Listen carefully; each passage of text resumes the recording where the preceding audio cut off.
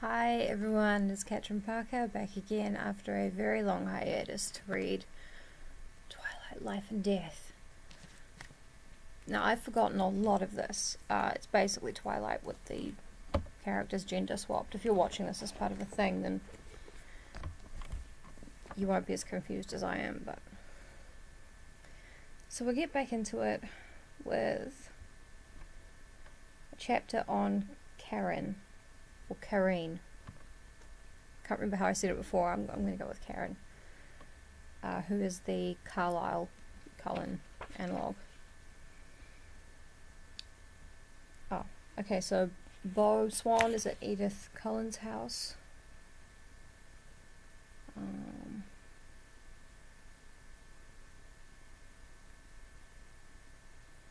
Yeah, she just told Beau the story of how Karen became a vampire.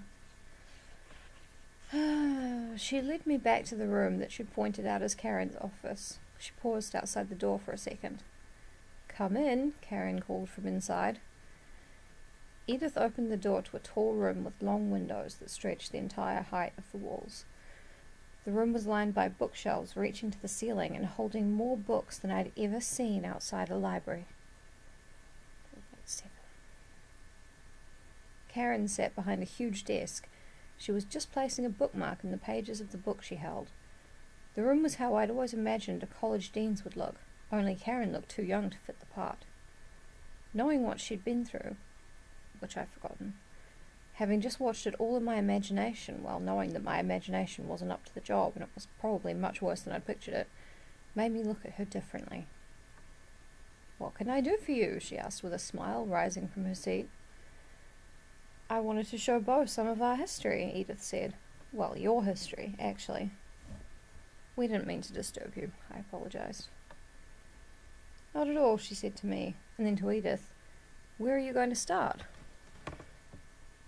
"The Wagoner," Edythe said. I don't remember this in Twilight.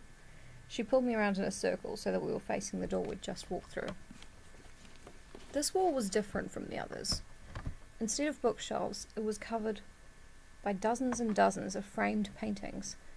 They were all different sizes and styles, some dull, some blazing with colour. I scanned quickly, looking for some kind of logic, something they all had in common, but I couldn't find any link. This is Beau. They could all be still lifes of the exact same fucking app or whatever. Edythe pulled me to the far left side, then put both her hands on my arms and positioned me directly in front of one of the paintings. My heart reacted the way it always did when she touched me, even in the most casual way. It was more embarrassing knowing Karen would hear it too. The painting she wanted me to look at was a small square canvas in a plain wooden frame. It did not stand out among the bigger and brighter pieces.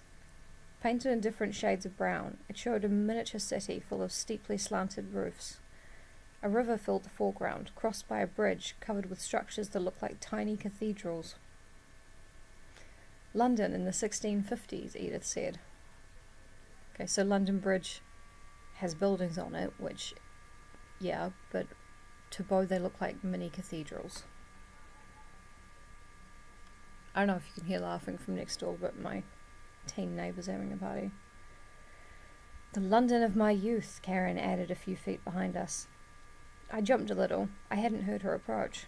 Edythe took my hand and squeezed it lightly. "Will you tell the story?" Edythe asked. I turned to see Karen's reaction. She met my glance and smiled. "I would, but I'm actually running a bit late. The hospital called this morning. Dr. Snow is taking a sick day, but Beau won't miss anything." She smiled at Edythe now. "You know the stories as well as I do." I don't think she can. Someone else's life. It was a strange combination to absorb. The everyday life of a small-town doctor mixed up with the discussion of her early days in 17th century London. I would kill for the opportunity to be able to talk to a person from the 1750s who's still alive today, who could tell me shit about history that... I'm not going to go down that road. I'm just going to end up shouting. It was also kind of unsettling to realise that she probably was only speaking out loud for my benefit. Oh, that's right, because Edythe can read minds, apart from Beau's, because he doesn't have one. With another warm smile, Karen left the room. I stared at the picture of her hometown for a long minute. What came next? I asked again. When she knew what had happened to her. Okay, she's just been turned into a vampire. She nudged me over a half step, her eyes on a bigger landscape. It was done in dull fall colours, and showed an empty meadow and a gloomy forest, a black mountain peak at the distance. This is awkward. When she knew what she had become, Edith said quietly, she despaired, and then rebelled. She tried to destroy herself, but that's not easily done. How? I didn't mean to say that out loud, but I was so shocked it slipped out. Okay, because this book is really boring, I have my own headcanon, if you will, and I choose to believe that Beau was so shocked by this, his dick slipped out of his pants. Whoa! And it just came out on a spring like a Tex Avery wolf. So, feel free to imagine that if you like. Because I am. Edith shrugged. So would I. She jumped from great heights. She tried to drown herself in the ocean, but she was young to the new life and very strong. It is amazing that she was able to resist feeding while she was still so new. The instinct is more powerful then. It takes over everything. But she was so repelled by herself that she had the strength to try to kill herself with starvation. Is that possible? I asked quietly. No, there are very few ways we can be killed. I opened my mouth to ask, but she spoke before I could. That is rude, Beau. Don't ask how your girlfriend can be killed. So she grew very hungry and eventually weak. She strayed as far as she could from the human populace, recognizing that her willpower was weakening too. For months she wandered by night, seeking the loneliest places, loathing herself. One night, a herd of deer passed beneath her hiding place. She was so wild with thirst that she attacked without a thought. Her strength returned, and she realized there was an alternative to being the vile monster she feared. Had she not eaten venison in her former life? Question goes unanswered. Over the next months, her new philosophy was born. She could exist without being a demon. She found herself again. She began to make better use of her time. She had always been intelligent, eager to learn. Now she had unlimited time before her. She studied by night and planned by day. She swam to France, and she swam to France? People swim the channel all the time, Beau, she reminded me patiently. It's true, I guess. It just sounded funny in that context. Go on. Swimming is easy for us. Everything is easy for you, I muttered. If they're made of... she goes on and on about how they feel like they're made of granite, and I feel like that should make them sink. But maybe they do. Maybe they sink right to the bottom and just walk. Like World War Z. She waited with her eyebrows raised. Sorry, I won't interrupt again, I promise, said Beau, but not me. She smiled darkly and finished her sentence. Because, technically, we don't need to breathe. You promised. He promised.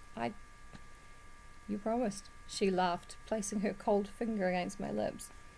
Do you want to hear the story or not? You can't spring something like that on me, then expect me not to say anything, I mumbled against her finger. She lifted her hand, moving it to rest against my chest. The speed of my heart reacted to that, but I ignored it. You don't have to breathe, I demanded. He is not getting the whole concept of vampires. No, it's not necessary. Just a habit, she shrugged. How long can you go without breathing? Indefinitely, I suppose. I don't know. It gets a bit uncomfortable, being without a sense of smell. A bit uncomfortable, I echoed. I wasn't paying attention to my own expression, but something in it made her suddenly serious. Her hand fell to her side, and she stood very still, watching my face. The silence stretched out. Her features turned to stone. Probably. What is it? I whispered, carefully touching her frozen face. Her face came back to life, and she smiled a tiny, wan smile. I know that at some point, something I tell you or something you see is going to be too much. and then you'll run away from me, screaming as you go." Her smile faded. "I won't stop you when that happens. I want it to happen, because I want you to be safe. And yet, I want to be with you. The two desires are impossible to reconcile." She trailed off, staring at my face. "I'm not running anywhere," I promised. "We'll see," she said, smiling again. I frowned at her. Back to the story. Karen was swimming to France. She paused, settling into the story again. Reflexively, her eyes flickered to another picture, the most colourful of them all, the most ornately framed and the largest. It was twice as wide as the door it hung next to. The canvas overflowed with bright figures in swirling robes, writhing around long pillars and off marbled balconies. I couldn't tell if it represented Greek mythology, or if the characters floating in the clouds above were meant to be biblical. Karen swam to France and continued on through Europe. Continued on is a sin. You continue, or you carry on. I don't want to be shouting on the internet. And continued through Europe to the universities there.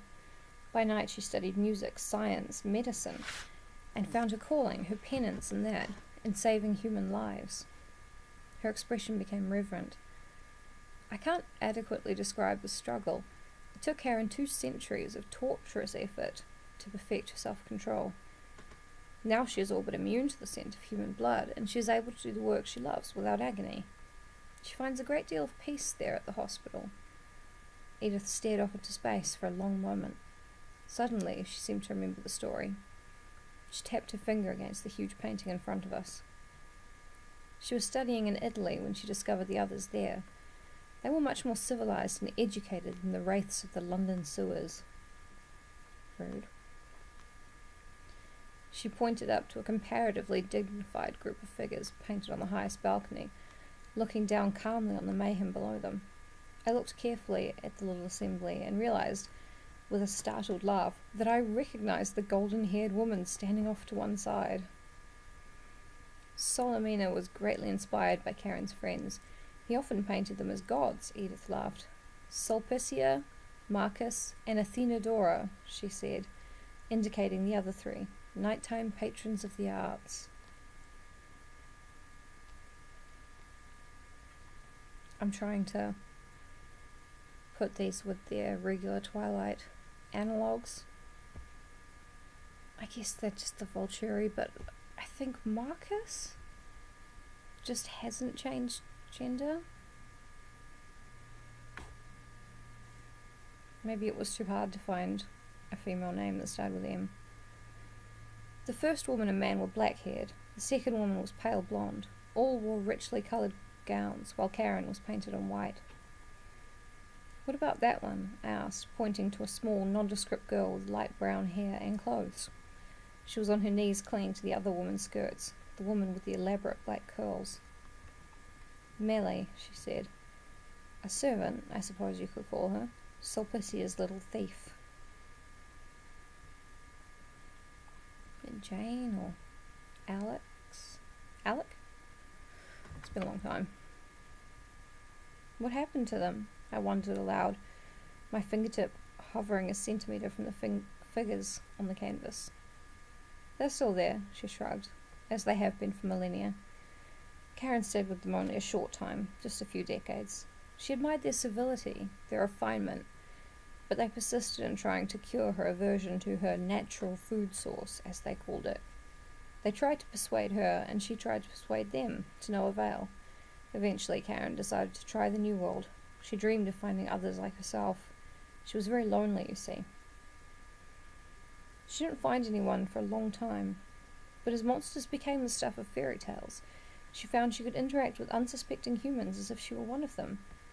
She began working as a nurse, though her learning and skill exceeded that of the surgeons of the day. As a woman, she couldn't be accepted in another role. I'm not even going to go into the history of medicine in early modern Europe, because she did what she could to save patients from less able doctors when no one was looking. But though she worked closely with humans, the companionship she craved evaded her. She couldn't risk familiarity. When the influenza epidemic hit, 1918, she was working nights in a hospital in Chicago. She'd been turning over an idea in her mind for several years, and she had almost decided to act. Since she couldn't find a companion, she would create one. She wasn't sure which parts of her own transformation were actually necessary, and which were simply for the enjoyment of her sadistic creator, so she was hesitant. And she was loath to steal anyone's life the way hers had been stolen. It was in that frame of mind that she found me. There was no hope for me. I was left in a ward with the dying. She had nursed my parents and knew I was alone. She decided to try. Her voice, nearly a whisper now, trailed off. She stared unseeingly through the long windows. I wondered which images filled her mind now, Karen's memories or her own. I waited. She turned back to me, smiling softly. And now we've come full circle. I don't know if you've come full circle, Edythe. I think you've just come to the end of your story. So you've always been with Karen? Almost always. She took my hand again and pulled me back out into the hallway. I looked back toward the pictures I couldn't see anymore, wondering if I'd ever get to hear the other stories. She didn't add anything as we walked down the hall, so I asked, almost. Edythe sighed, pursed her lips, and then looked up at me from the corner of her eye.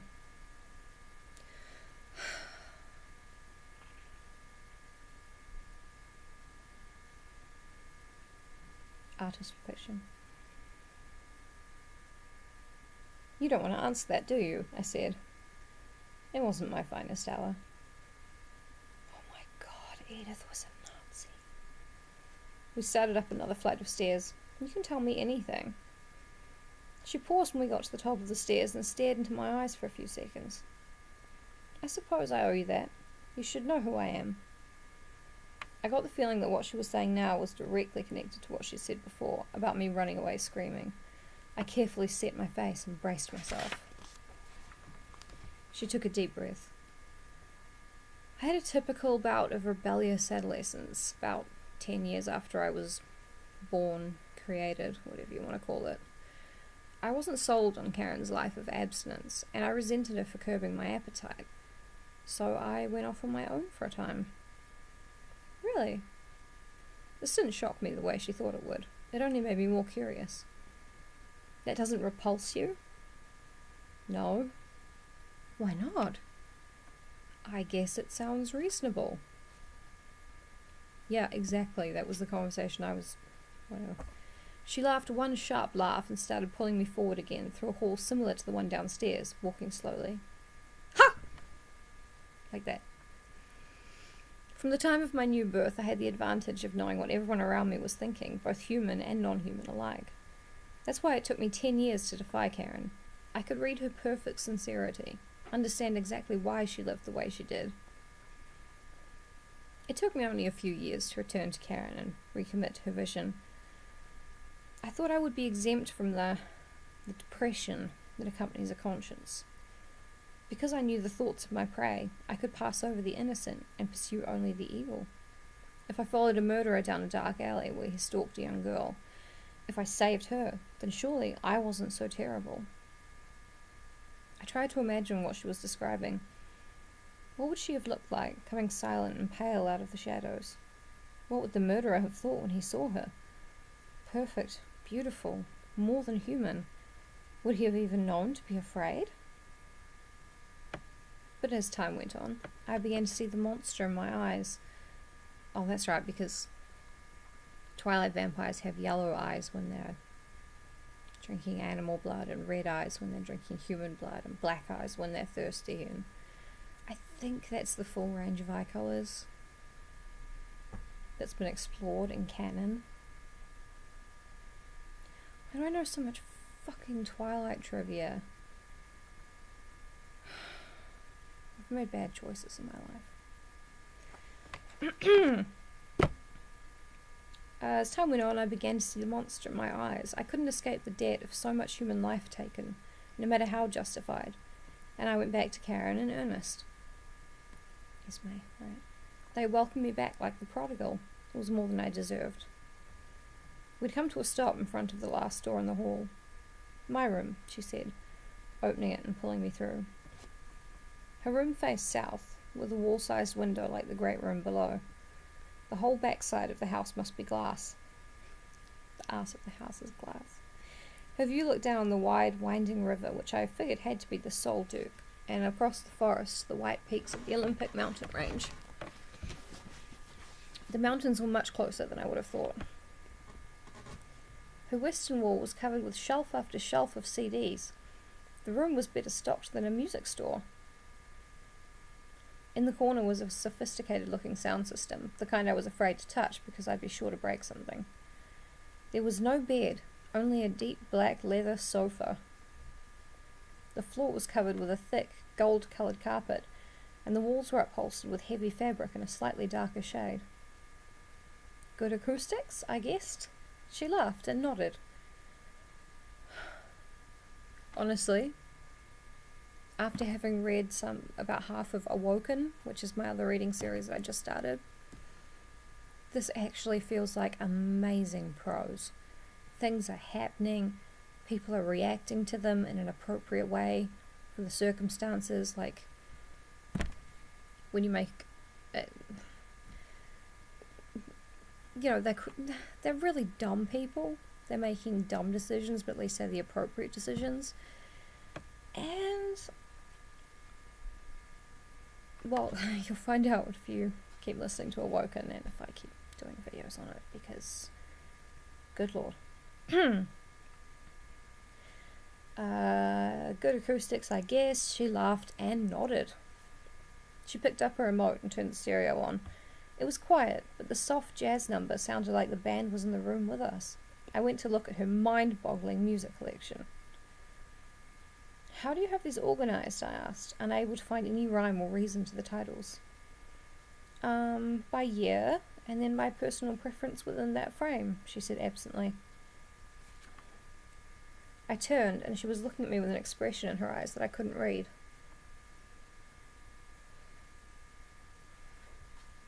What? I was prepared to feel relieved, having you know about everything, not needing to keep secrets from you. But I didn't expect to feel more than that. I like it. It makes me happy. She shrugged and smiled. I'm glad, I said, smiling back. I'd worried that she might regret telling me these things. It was good to know that wasn't the case. But then, as her eyes dissected my expression, her smile faded and her eyebrows pulled together. I still can't make them pull together. You're still waiting for the running and the screaming, aren't you? I asked. She nodded, fighting a smile. I really hate to burst your bubble, but you're just not as scary as you think you are. I honestly can't imagine being afraid of you, I said casually. She raised her eyebrows, and then a slow smile started spreading across her face. You probably shouldn't have said that, she told me. You shouldn't say that to a human girl. And then she growled, a low sound that ripped up the back of her throat and didn't sound human at all. Her smile got wider until it changed from a smile into a display of teeth. Her body shifted, and she was half crouched, her back stretched long and curved in, like a cat tense to pounce. Edith? I didn't see her attack. It was much too fast. I couldn't even understand what was happening. For half a second I was airborne and the room rolled around me, upside down and then right side up again. I didn't feel the landing, but suddenly I was on my back on the black couch, and Edith was on top of me, her knees tight against my hips, her hands planted on either side of my head so that I couldn't move, and her bared teeth just inches from my face. She made another soft noise that was halfway through a growl and a purr between. Sorry, I got all horned up for a second there. Wow, I breathed. You were saying, she asked, that you are a very, very terrifying monster? She grinned. Much better. And that I am so completely in love with you. Her face went soft, her eyes wide, all the walls down again. Beau, she whispered. Can we come in? A low voice asked from the door. I flinched and probably would have smacked my forehead against Edith's if she hadn't been so much faster than I was. In another fraction of a second, she pulled me up so that I was sitting on the sofa and she was next to me, her legs draped over mine. Archie stood in the doorway. Alice. Jessamine behind him in the hall. Red started creeping up my neck, but Edythe was totally relaxed. Well, who's this guy Red now? Whatever. Please, she said to Archie. Archie didn't seem to have noticed that we were doing anything unusual. He walked to the centre of the room and folded himself onto the floor in a motion so graceful it was kind of surreal. I know she means like sitting cross-legged, but surreal folding yourself up onto the floor just makes me think of some kind of David Lynch thing. Jessamine stayed by the door, and unlike Archie, she looked a little shocked. That's Jasper. She stared at Edith's face, and I wondered what the room felt like to her. It sounded like you were having Beau for lunch, Archie said, and we came to see if you would share. I stiffened until I saw Edythe grin. Whether because of Archie's comment or my reaction, I couldn't tell. Sorry, she said. She replied, throwing a possessive arm around my neck. I'm not in a mood to share. Archie shrugged. Fair enough. Actually, Jessamine said, taking a hesitant step into the room, Archie says there's going to be a real storm tonight, and Eleanor wants to play ball. Are you game? The words were all normal, but I didn't quite understand the context. It sounded like Archie might be a little more reliable than the weatherman, though. Edith's eyes lit up, but she hesitated. Of course you should bring Beau, Archie said. I thought I saw Jessamine throw a quick glance at him. Yeah, so like Alice... Yeah, so in Twilight, Alice must have known that bringing Bella to the bizarre baseball game would lead to the other vampires coming and finding out she was human, and then... I don't care. Do you want to go? Edythe asked. Her expression was so eager that I would have agreed to anything. Sure. Where are we going? We have to wait for Thunder to play ball, and you'll see why, she promised. Should I bring an umbrella? All three of them laughed out loud. Should he? Jessamine asked Archie. No. Archie seemed positive. The storm will head over town. It'll be dry enough in the clearing. Good, Jessamine said, and the enthusiasm in her voice was unsurprisingly catching. Because Jessamine's Jasper, who's the empath. Right. I found myself getting excited about the idea, though I wasn't even sure what it was. Let's call Karen and see if she's in, Archie said, and he was on his feet in another liquid movement that made me stare. Like you don't already know, Jessamine teased. Then they were gone. So, what are we playing? I asked. You will be watching, Edythe clarified. We will be playing baseball. I looked at her skeptically. Vampires like baseball? She smiled up at me. It's the American pastime. That is it for chapter 16.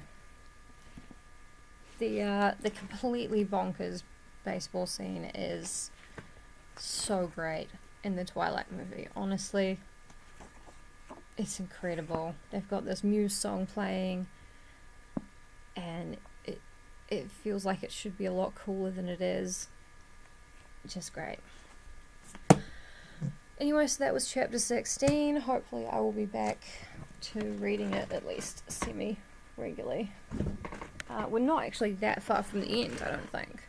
I don't think the baseball scene's that far from the end, and like Beau and Edythe are hooking up now, so that's kind of out of the way. And I'm about to plug my other reading series, Awoken by Sarah Ellenson. It's basically Twilight, but incredibly poorly written, like compared to Twilight. And there are some surprises. I was extremely surprised by the racism. So, yeah, we'll be getting to that. Follow me on Twitter if you like. My username is @John_Snow_420. And I hope you enjoyed this video because it was extremely dull making it. Okay, thanks everybody.